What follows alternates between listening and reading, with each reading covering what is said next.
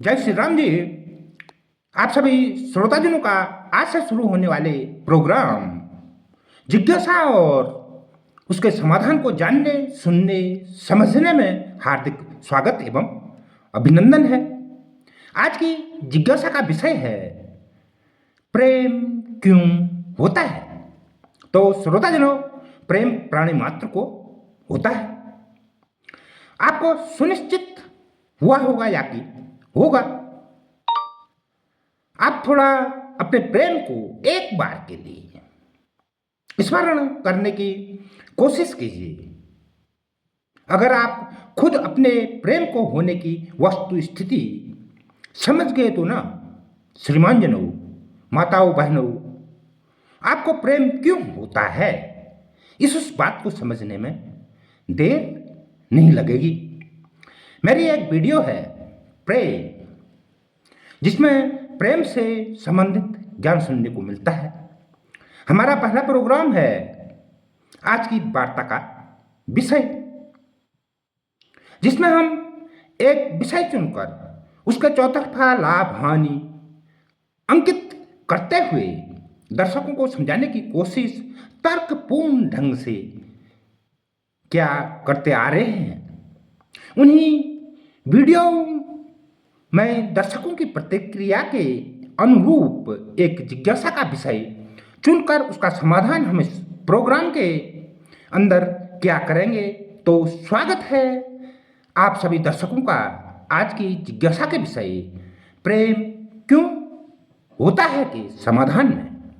तो श्रोताजनों, प्रेम क्यों होता है, इस विषय को अगर वैज्ञानिक दृष्टिकोण से देखा जाए तो जब हम किसी के प्रति आकर्षित होते हैं तो मस्तिष्क में डोपामाइन और ऑक्सीटोसिन के साथ एड्रेनालाइन जैसे हार्मोन्स का स्तर बढ़ जाता है, जिससे हमें खुशी और जुड़ाव का एहसास होता है।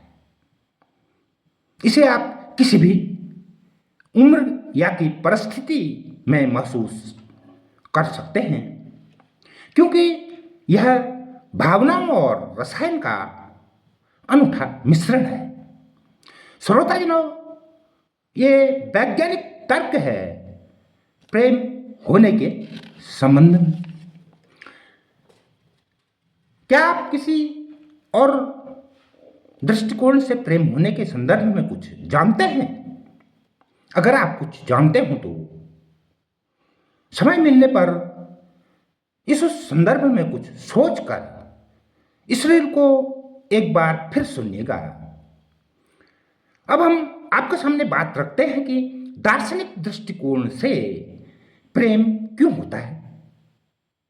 दरअसल दार्शनिक दृष्टिकोण का मानना होता है कि प्रेम एक अद्वितीय आध्यात्मिक और भावनात्मक संबंध है जो प्राणी मात्र को स्वयं से परे देखने और जीवन को सार्थक बनाने के लिए प्रेरित करता है। दार्शनिक दृष्टिकोण के अनुसार प्रेम केवल एक सहज जैविक प्रक्रिया नहीं है, बल्कि प्राणी मात्र की चेतना का सबसे गहन और उद्देश्यपूर्ण हिस्सा है। महान दार्शनिक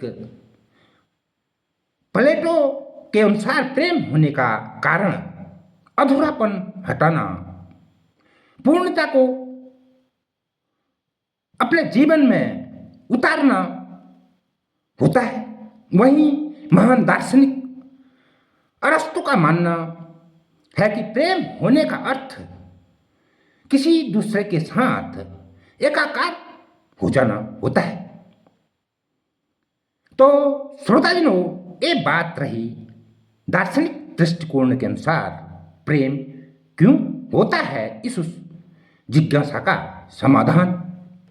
अब आध्यात्मिक दृष्टिकोण से जब हम सोचते हैं तो श्रोताजनों, इस उसके अनुसार प्रेम केवल एक भावना या शारीरिक आकर्षण नहीं है, बल्कि यह ब्रह्मांडीय ऊर्जा का सर्वोच्च रूप और आत्मा का मूल स्वभाव है। आध्यात्म के अनुसार प्रत्येक जीव में ईश्वर का अंश आत्मा होती है। सच्चा प्रेम अर्थात स्वार्थ रहित प्रेम दो आत्माओं का गहरा जुड़ाव होता है, जो वो शरीर और अहंकार से परे होता है। श्रोताजनों, आध्यात्मिकता सिखाती है कि हम सब एक ही सर्वोच्च शक्ति का हिस्सा है।